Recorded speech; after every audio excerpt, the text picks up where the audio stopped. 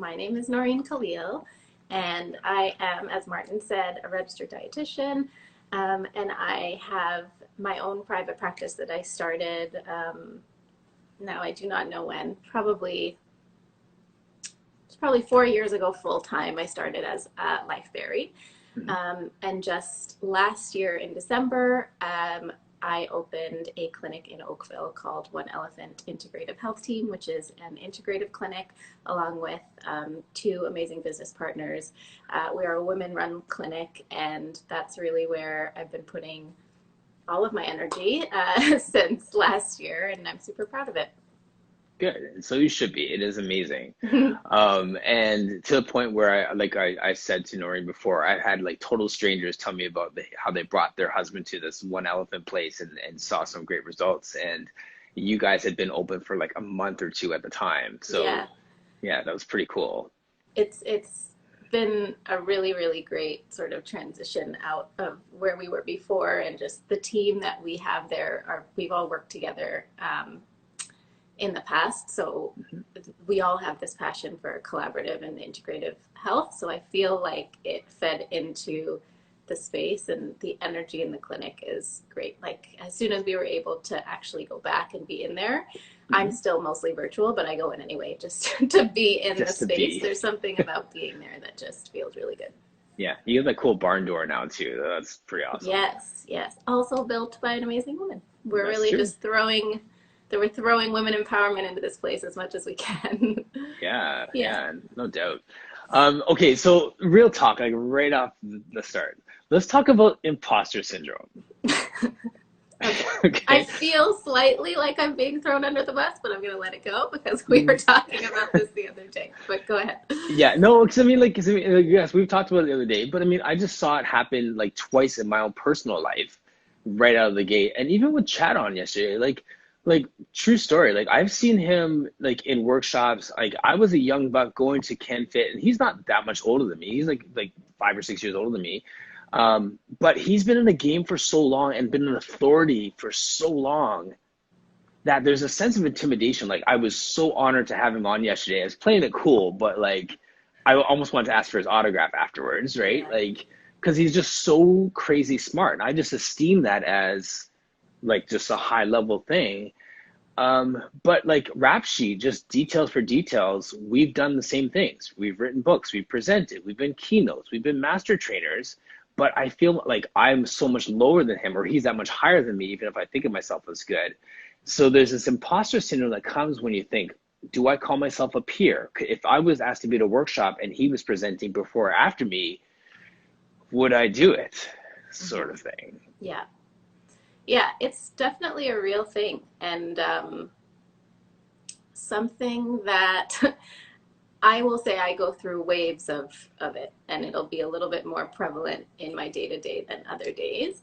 But in a world where, there's so many health coaches online, but also experts, whether they really are experts or just call it, I think you see it constantly through social media, other people educating and talking about the things that you were also trained to do. And it just so happens that you will get in your head a little bit and say, and see that somebody else might be doing it in a way that you really value, or think, what, this person has a great page, or this person has a great way of attracting their ideal client. And you get into your head, I think, and probably more so depending on the personality type. I'm definitely the type who will let myself go there, and I almost have to stop and scale back. And every now and then, like as an example, I guess during quarantine, I was watching, I think it was Red Table Talk or something, and they had a dietitian on, and everything she's saying, I know. So I'm like, hold on. Maybe I can do this type of work, where something like that, being on television or being in the media, would be something in my head I'd say no chance. But then you see others that are doing it, and you can recognize that you have that experience and you have that knowledge. I think it's just important to remind yourself of it every now and then, because it's a very saturated world when it comes to health. but each of us have such a unique way to bring our information to others, and we each connect with different types of people. And I've been told this many, many times, and I try to tell myself the same thing, that somebody out there is going to connect with the way that I'm presenting the information I'm presenting. And it's okay if somebody doesn't connect with that. Right. But I just have to remind myself that I know what I'm doing, and I do have the experience, like you were saying, and you can, follow up Chad in a conference and actually do an amazing job. We just have to tell ourselves that a little bit more often. I think so.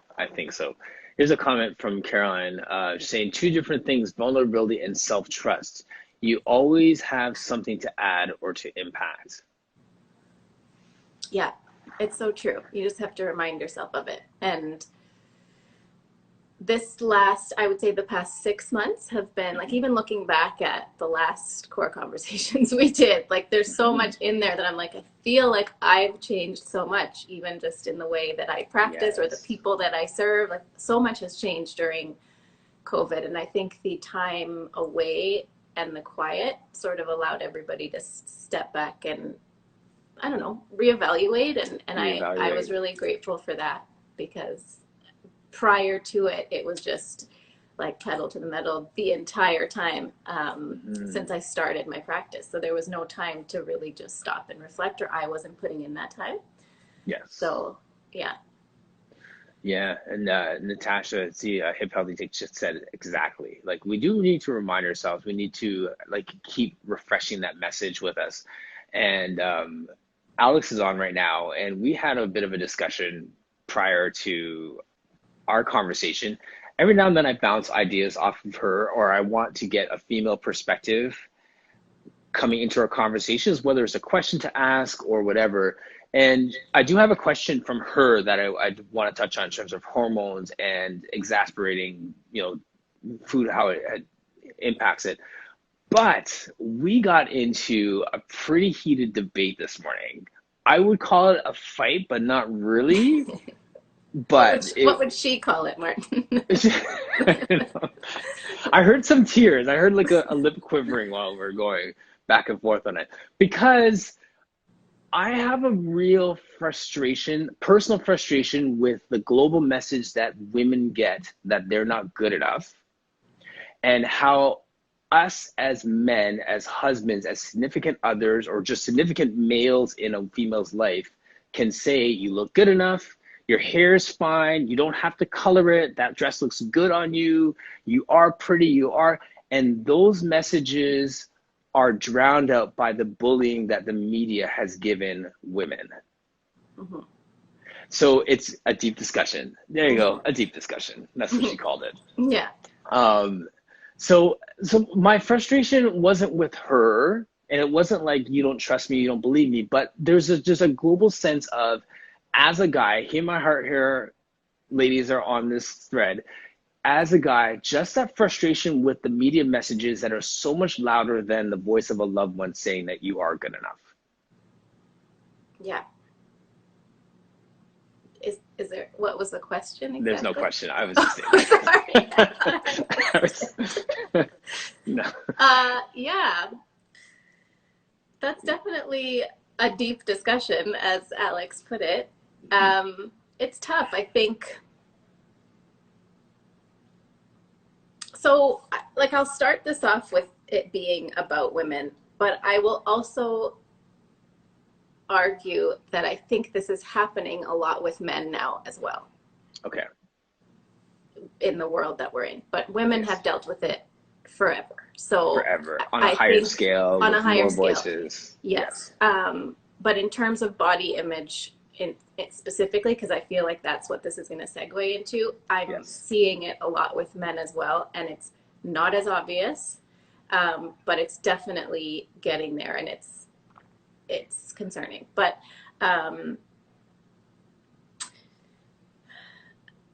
don't think I have the expertise as a mental health professional to dive into this. Like, if anything, Martin, I feel like you would be able to actually speak to the psychology behind that. Mm-hmm. I can only speak to it probably just as another female. Okay. And it's just gotten to such a level that no matter what anybody says, I feel like you're just constantly seeing what the ideal woman and the ideal definition of beauty is on a Yes. daily basis Mm-hmm. online, right? Right. And no On matter an hourly basis. on an Like, hourly basis, yeah. no matter how confident you are, it's hard for that not to impact you a little bit. And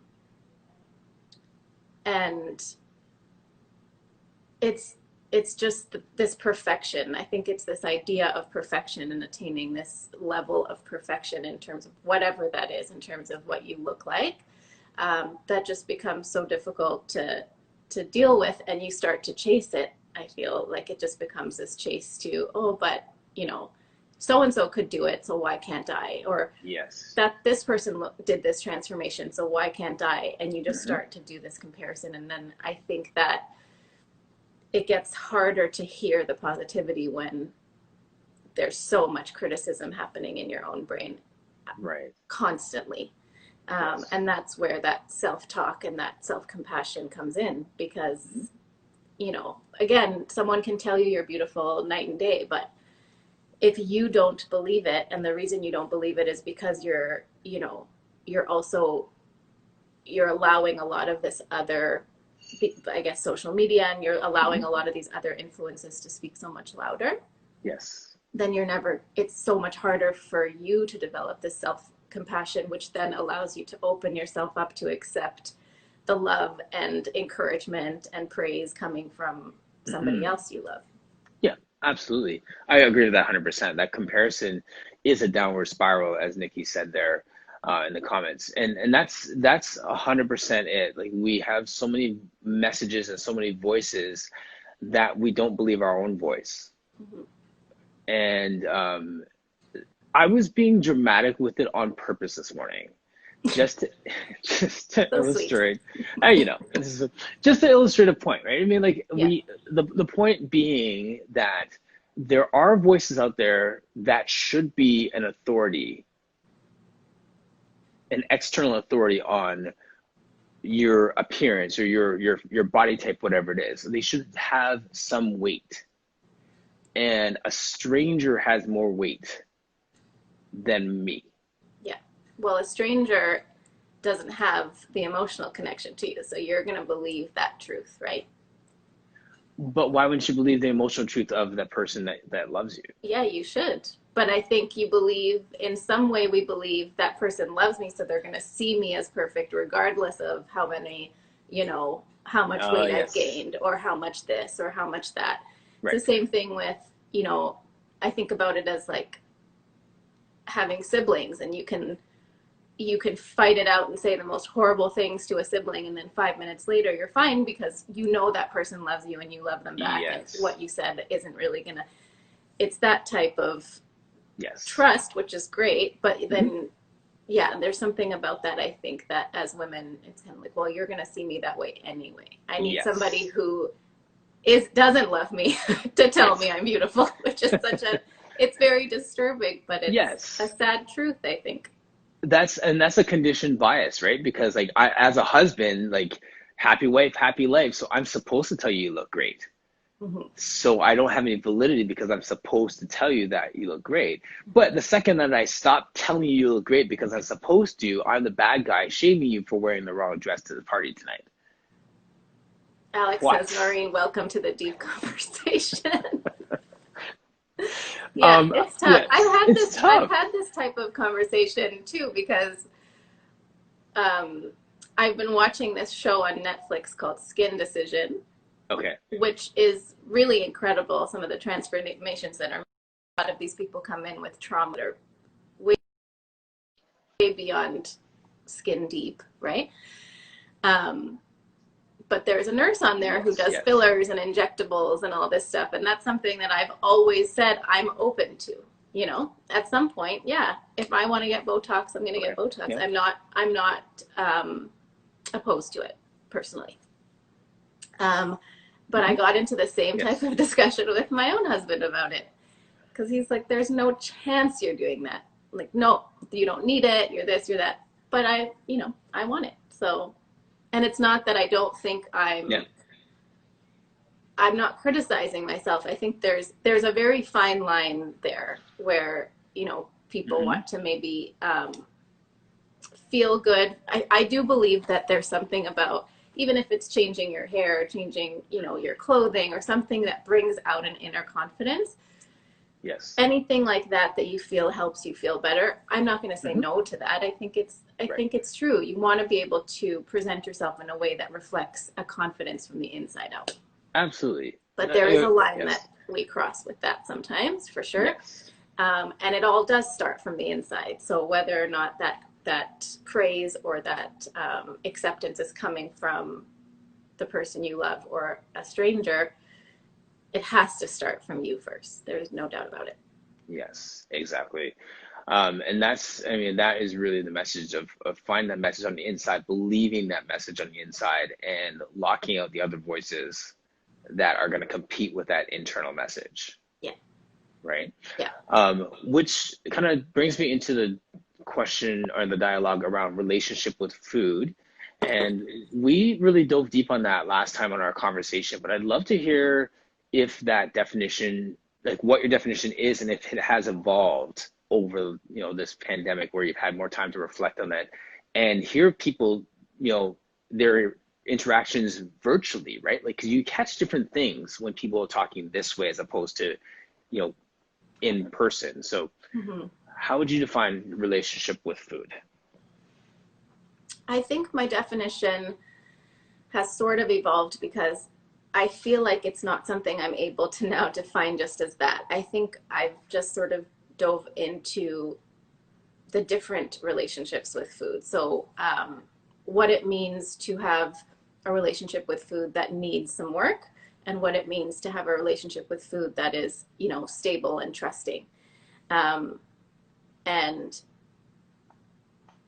identifying when it's one over the other. So having a relationship with food is very much the way that you would describe a relationship with another person. I feel like it's sort of a two-way street that you have to examine, right? So Yes. a lot of us who perhaps emotionally eat or um, turn to food to fill a particular void, that's something we have to ask ourselves is, what is it giving you in return? Hmm. What are you getting from food, and what is food getting from you?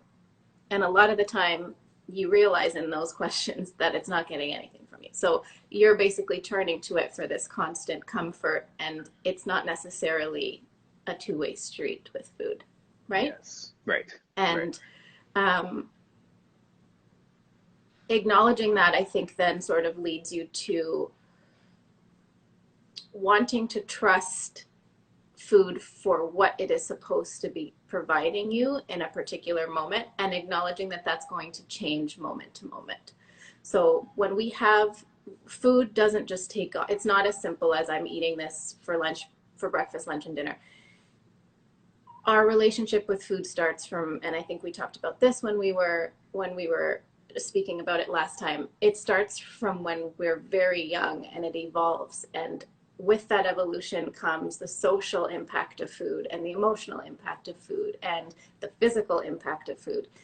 And you want to be able to recognize when you're going to allow one of those aspects to sort of take over. Take over the others. Yeah. Yes. So, your relationship with food is going to change in certain situations. The Hmm. most important thing is, are you able to kind of move past that particular moment and then continue on and allowing other things to emphasize that relationship or strengthen it. So for Yes. example, if you're going out, it's my birthday, right? Hmm. And I'm going out for dinner, or I'm going to have cake, or I'm having a party, whatever it's going to be. um, that social piece of it is huge, right? Yes. That's what should be the most important thing that I'm thinking about. But oftentimes it's guilt. I shouldn't be eating this. I'm not going to eat because I know I'm going to be having this massive meal at dinner. We start to allow that part to take over, and the Yes. social aspect of food is then sort of forgotten. Yes. If we have more of that trusting, quote unquote, healthy relationship with food, then ideally what would happen there is the acknowledgement that this is a time that I get to spend with my family. This is time I'm spending with friends. I'm able to see people that I don't normally see. Food Yes. is going to be there. I'm going to enjoy it. Yes. But it's not the only thing I'm there to enjoy. I'm there to enjoy a lot of other things. Then fast forward to the next day where, I don't know, you're training for a marathon. Food is going to take a front seat there, right? Mm-hmm. I'm training to fuel myself. I need this to actually allow me to accomplish whatever I'm setting out to do. So you can see how it just sort of, it changes based on the situation, I find. Yes. And that fluidity is what I think, what I'm starting to sort of work on with my patients, is being okay with it being different day to day. Yes. You know, and the most important thing is that you trust in yourself to know when food is playing a particular role in your day. Yes. And you mentioned compassion earlier too. This is where that compassion comes in again.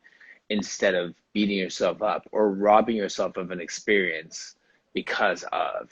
Yeah. And the other thing I heard in there is that relationship with food is kind of an arbitrary term, because everybody has a relationship with food, and it's more a question of what is the nature of that relationship.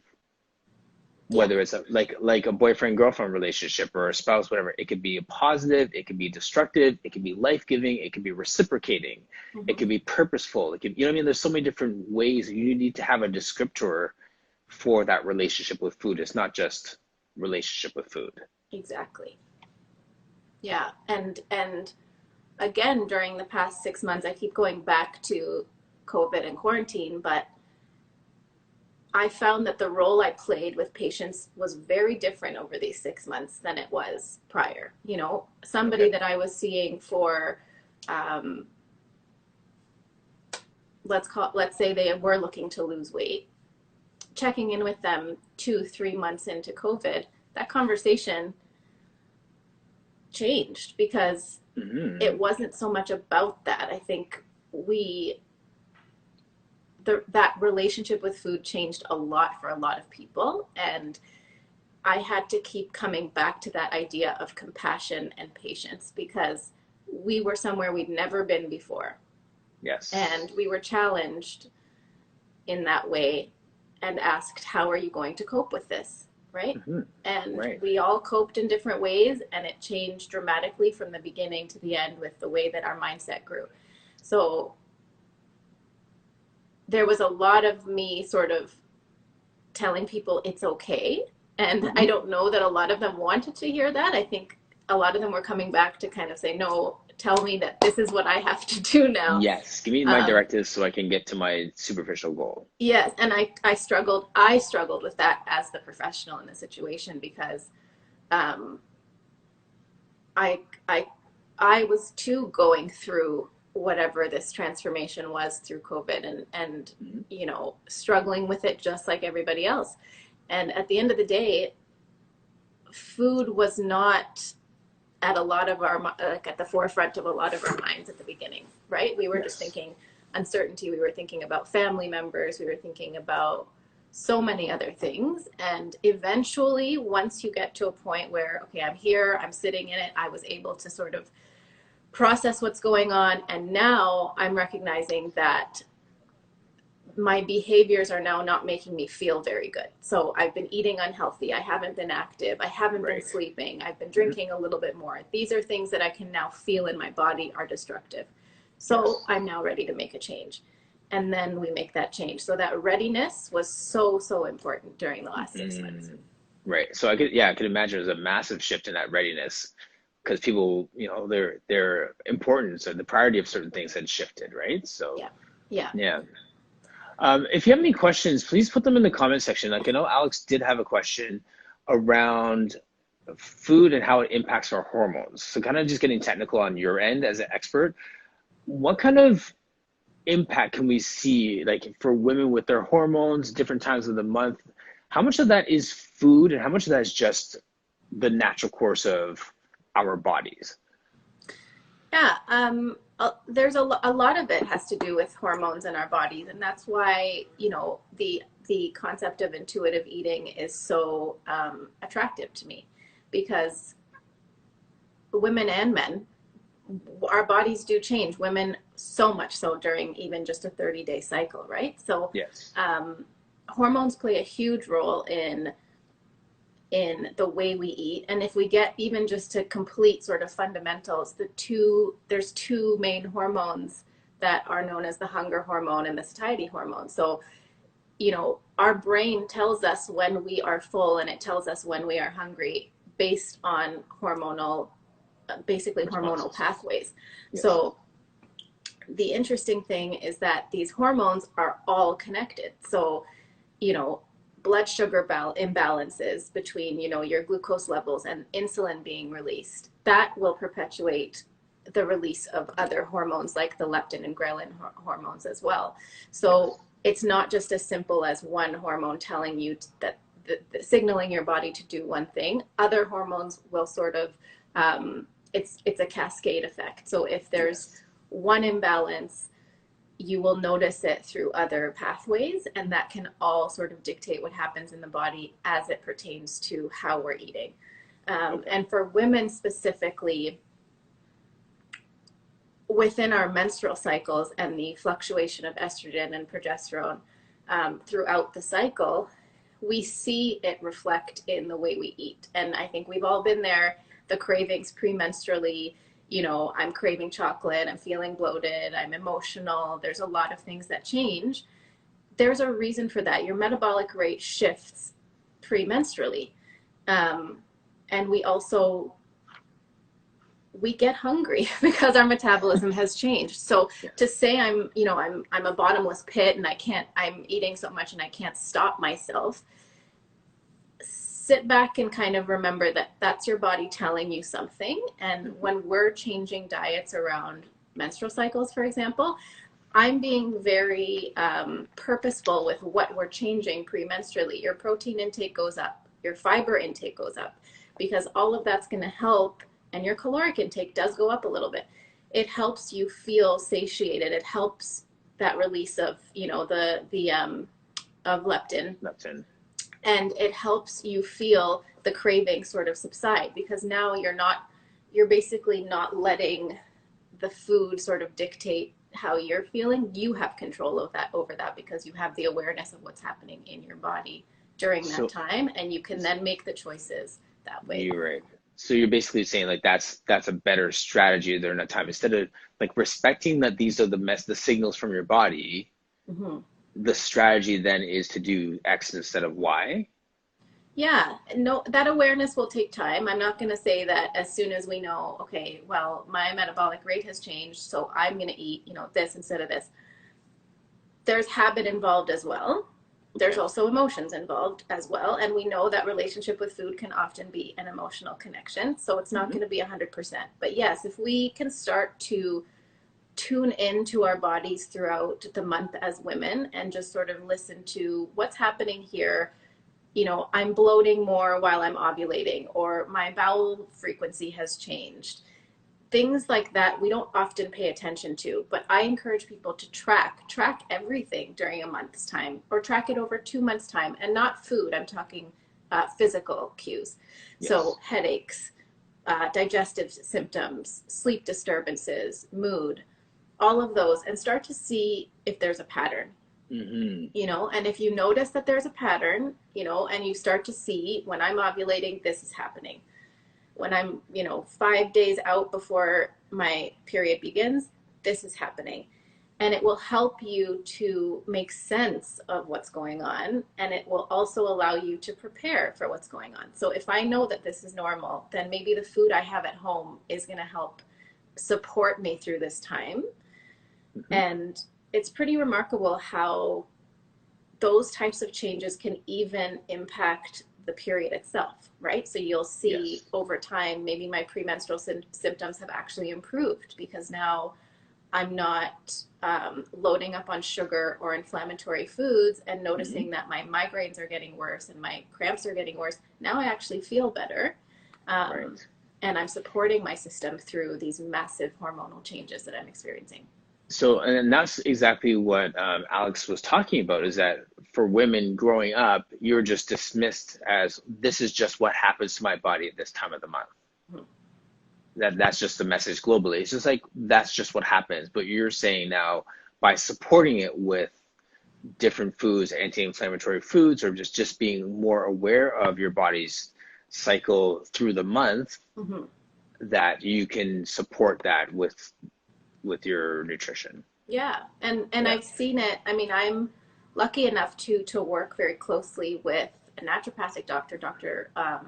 Elaine Lewis, who really focuses on women's health. So she's seeing so many different patients, whether they're menopausal or younger women who have PCOS. There's major, hormonal shifts happening in their bodies, and I've been able to sort of tag team those cases with her and focus on nutrition. And we've seen some incredible results, incredible, and just how these women feel and how they Yes. feel like they've sort of taken control back into their own hands and not feeling completely out of control during these times, and just their bodies almost giving up on them, and they're having to Yeah. figure out how to function based on the time of the month, right? But Right. now they have the knowledge, and I think that's so empowering then to know I can make choices that I think are going to help me. Yeah. um, Amazing. Yeah. yeah, so it's, The it's really great. and what do you can you, without like disclosing a confidential case, can you give an example of that? Yeah. Um, so we had one patient that I can think of right now who has PCOS, so polycystic ovaries, and was also struggling because of the major hormonal imbalances that happen with PCOS. She was also struggling with acne, very bad acne. Um, and we had to, so Dr. Lewis kind of took care of it from the, supplemental side and just sort of supporting her hormonally Okay. through that. And in terms of nutrition, what we know about PCOS is there is a much higher likelihood of insulin resistance with PCOS. So there could be blood sugar imbalance. So our job together was to control her blood sugar. And as soon as that piece of the puzzle came in, and we had to be uh, we had to be very careful with it, and she was a younger girl too, so I didn't want her to start to feel restricted to the point of this, Yes. becoming an unhealthy habit. Hmm. But we kept her diet very low glycemic index. So all of the carbohydrates she was consuming were very slow absorbing. They weren't causing spikes in blood sugar and then spikes in insulin. Everything, we kept her just very even keel. So fiber was huge. And the sources of carbohydrates were very selected and chosen. Hmm. Um, and her results have been incredible. I think the combination, of course, of both of these areas made a big difference for her. And I kept asking her throughout our sessions, do you feel like you are dieting? Because as soon as you say yes to that question, we're going to have a talk about it. Yes. And we did. We had to have a lot of discussions about, this is just helping where you are right now. And eventually we are going to get back to a space where there's so much more flexibility, and we were able to get there, which is so great. But in the Amazing. beginning stages, that was my role, was really to help control her glucose levels. Right. And we saw really great results. That's amazing, Noreen. And I think your wording is so key. Like you're very intentional, not just with your exercise or your nutrition prescription, but just in your wording. Like, because I know that you're passionate about working with teens, and in what you're saying there, like not making the messaging sound restrictive, not making the messaging sound like it's a diet. What are your kind of words of wisdom for the moms out there who are trying to, or the dads out there trying to speak to their teenage daughters about healthy decisions for these kind of reasons? Not because they wanted to lose weight or to fit in a bikini, but just for actual health reasons. Well, for one thing, certain words I feel like just shouldn't be mentioned, Okay. weight being one of them. And just focusing on how your teenager feels with certain foods. So if the plan is to make adjustments to diet for their health, you know, sitting them down and having that conversation about it. How do you feel about making these changes? Is there anything that you worry about? Are you ready to do this? Are you afraid to do this? Get them to express themselves to you, because there's a lot of sort of hidden, without saying it, you can start to get a sense of disordered eating or fears around food and relationships with food just from even the body language around certain conversations. So I would start off with just being really open and vocal with the teenager and just having this conversation about how you feel.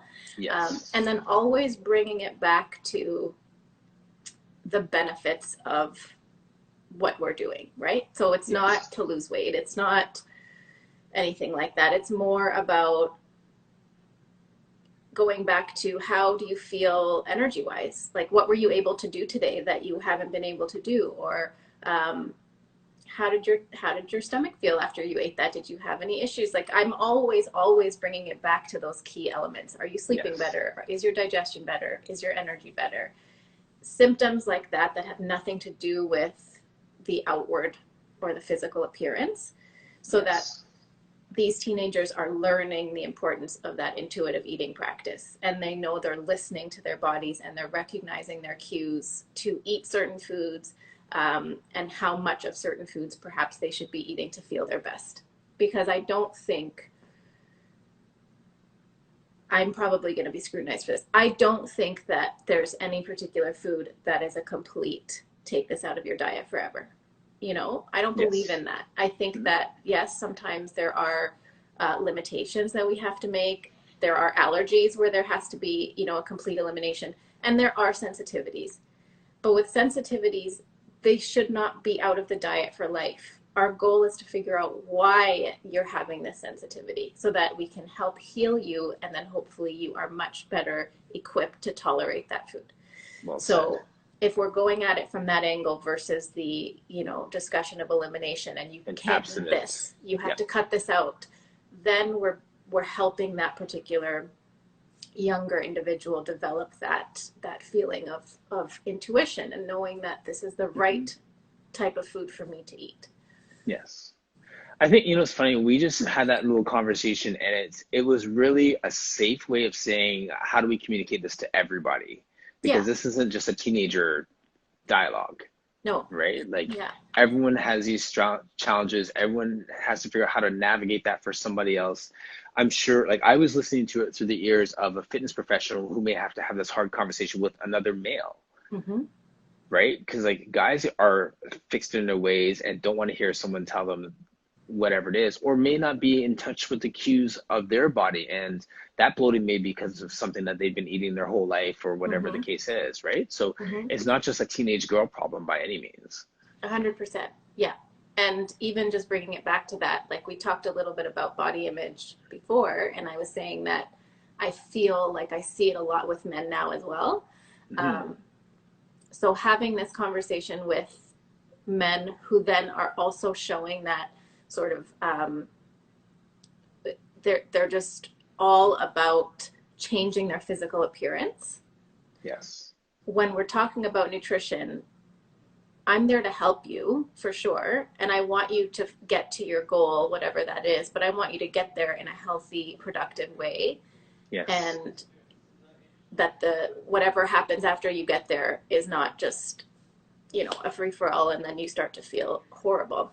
Yes. So that piece of education happens even in there. I've worked with men who are in like fitness competitions, or they're doing bodybuilding. So it is completely a physical transformation, right? Yes. But I sometimes get some pushback. Sometimes they don't want to talk about it, but we go there because as soon as they understand why I'm asking And, you know, they need to understand that if you're going to be making these massive adjustments to your diet, some of these things are going to be impacted. And Yes. you don't want these impacted after your show or 3 months down the line or a year down the line. And Hmm. now we're having to repair it. Understanding how certain foods are going to impact your digestive health, and do this in a way that you actually can feel your best while you're making this transformation. Yes. Um, Helps them get into their body a little bit more versus just so focused on their outward appearance. Yeah, yeah. And I love the hope in what you're saying about like the opportunity to repair them. Like, do you believe that all these things are repairable to some degree, whether it's a food sensitivity or a hormone imbalance, or like that person who says their hormones are shot because of something Mm-hmm. they did, you know, training for a bodybuilding competition or something like that? Like, are all those things repairable? I like to think so. Yeah. I mean, of course, there's going to be. I think that the more complicated the case, the the more we do have to remember that, you know, as a dietitian, I sort of live in both worlds. I live in the conventional medicine, you know, medical nutrition therapy world, and I also live in the holistic world. And those two worlds do not like to collide a lot of the time. Right. Um, Yeah. but they should, because I think that there is, in certain situations, again, all our bodies are so different, but there are absolutely cases where we need the combination of, you know, Western medicine and perhaps more of a holistic approach if it's working on, for example, with a hormonal imbalance like an adrenal fatigue or somebody who's burnt out, right? Yes. That's an example of someone's hormones being impacted in a negative way. They may need a combination of these two approaches, because you're going to want to work on the physical body, but you're also going to want to work on the mind and the stress management and the emotional, you know, trauma perhaps that somebody's been through. So I don't know. I don't want to say that everything is fixable because I don't know. I think it's hard to say, but I Right. do think that there is a root cause to everything, and it's a matter of just taking the time and being around the right team of people, and you're the right circle of care who's going to Mhm. tackle that, to actually get to that root cause. And once Yes. that's established, then the healing can begin. And you know, I live in that same place of hope too, Noreen. Like, I mean, like that's the reason why you're in your field and I'm in mine, because I believe that I can actually affect change in anyone's situation, or Yeah. find someone that can, or gather people that can move the needle even like a centimeter, Mm-hmm. right? So yeah, that's fine to say yes. Mm-hmm. Well, at least let's try, like, you Yeah. know. Yeah. Yeah. As long as it's being done in a safe way, I am all for it. And I say that because I was just watching again it was a docu-series on Netflix all We're about not sort of the sponsored by well. Netflix today, but I know, sorry. Um, yeah, just something about like the wellness industry, and it was the Mhm. perfect example of how you can take something to an extreme and then it Yes. starts to get dangerous, right? And Hmm. I struggle with that. And one of the episodes was about fasting and intermittent fasting, and should you do it, should you not do it? And they obviously showed extreme cases, but then they showed people who live by it and they feel great. It just shows I always, and this was something that I said to you. I put it in your comment section yesterday when you were on live, and I think I wrote it in like Monday morning language, so it made no sense. But Okay.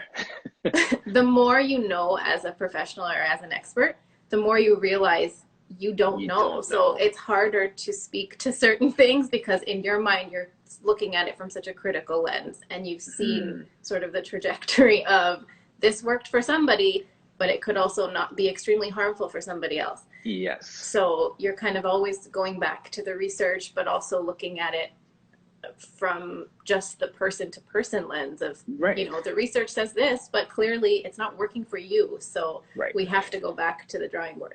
Right. And that's why I always say, like, I don't always say, but there's times where I'm like, well, that was a description, not a prescription. Yeah. That worked for them, so they described it, but that's not a prescription for everybody every time to get to this place. Yeah. That's a good way of putting it. Caroline asked, what was the name again of that Netflix show that you mentioned? It was called Unwell. Unwell. Okay. Yeah. Yeah, Yeah. very, very interesting. I gotta check that out. I saw it too. I want to check that out. Yeah. So you mentioned earlier about that, like doing a journal for 30 days and just logging and recording everything internally that's happening. Would there be any benefit in doing that for a week? Yeah, I Like, would think that so. capture enough So it would information? definitely capture the month was more so for women who are looking at diving into their cycles a little bit more, and if we're trying to determine how if there is hormonal imbalance or if they are struggling with their menstrual cycle and the symptoms they have around it, you Right. want that 30-day snapshot because you're looking at the from first day of their period to the next period. But yes, a week's time is great too, especially so I'll typically do that if somebody does have energy issues, so fatigue, Hmm. or if they are struggling with digestive concerns, we'll do a week. And sometimes people struggle with tracking, like and you also have to Yes. remember that tracking can also lead to this, for lack of a better word, sort of obsession around health, right? Yes. Yeah. So if that's something that resonates with you or whoever's listening, then I'm careful with tracking. I don't want it to be something that again puts your mind all about this and it stresses you out. But if it's something that we feel is conducive to the situation, even a couple weekdays and a weekend to see the Hmm. difference. How do I feel Monday through Friday when perhaps I'm a little bit more structured in my Disciplined or routine, structured. and Yes. then Saturdays and Sundays when I'm more social or I'm eating out or there might be more mindless eating happening, how do I feel? Um, Yes. so it doesn't even have to be a full week. To me, I like to just capture a week, couple weekdays and a weekend just to see the Yes. difference. Okay, cool. Yeah, and the reason why I asked that is because we do make things formulaic. Like we do want to feel like okay, Noreen said if I just write everything down for 30 days, I'm going to be fine. So I'm going to start writing everything down for 30 days. So I'm glad that you kind of framed it that way Yeah, and it's for a data snapshot. collection. The way that I see it, it's always data collection. So Yes. the more we know, the more we can make adjustments. And it's Hmm. hard as in the nutrition world, everything we get is self-report. And if Yes. somebody sat me down and asked me what I ate yesterday, probably going to miss a couple things, right? Hmm. So if Hmm. we can track the symptoms that closely, then we're that much closer, I think, to being able to see what's going on and actually make adjustments versus Yes. it all being you're relying on memory for if I'm asking you to track 6 things, you're not going to remember all 6 things. Like you're living your life at the same time. So it's tough. Right. Yes. Mm-hmm. Good. Any closing thoughts, Noreen? Like we took time today to just dive deep on a few things instead of hitting like 700 topics like last time. Yeah, yeah, yeah. I mean, the one thing I will say is just like if you take anything from this, it's just that I think we have to be kinder to ourselves when we're making adjustments in our health. Um, and it's important to celebrate the things that you're doing that are serving you well and not focus so much on the things I still need to work on, Yes. because we're critical of ourselves a lot of the time. And we do, like we talked about at the beginning, we're always seeing what seems to be the perfect picture of health and fitness and wellness online every minute. Hmm. So it's coming forward with kind of a kindness and giving yourself space to sort of celebrate the wins that you're doing day to day are so important when you're making changes because it will just make you feel more confident in yourself moving forward to make more of these changes. Nice. And lastly, your virtual classes or your Mm-hmm. virtual sessions, like what do they look like? We have like 4 minutes left, but just to give people a snapshot of what would happen if they were to reach out to you based on this and say, I want to start working with you. What does the first session look like? So the first session is what is the initial assessment. So in that visit, we would dive into a lot of the things that we talked about today. So we talk about what your goals are. What is it that you see? If I ask you, where do you want to be in, a month's time, 2 months time? What does that look like for you? What are your goals? And then get into your diet, your digestion, your stress, your sleep, all of the things that will paint this picture for us to start moving forward and begin sort of towards the end of that session, we spend a lot of time just beginning the stages of what your nutrition care plan will look like. So If we're making adjustments to diet, we start to make some in that moment. We Mhm. also kind of address physical activity and stress management and digestion as well. Um, and then and then give you some time to implement these changes before we touch base again and sort of pick up where we left off. So the initial visit is about an hour long, and it gives us that opportunity to look at what your goals are. And if you do have blood work or any other data that we can use to assess your health, we dive into those as well. Amazing. Mm-hmm. This is why you're that good, Noreen. That's what's up. Thank you.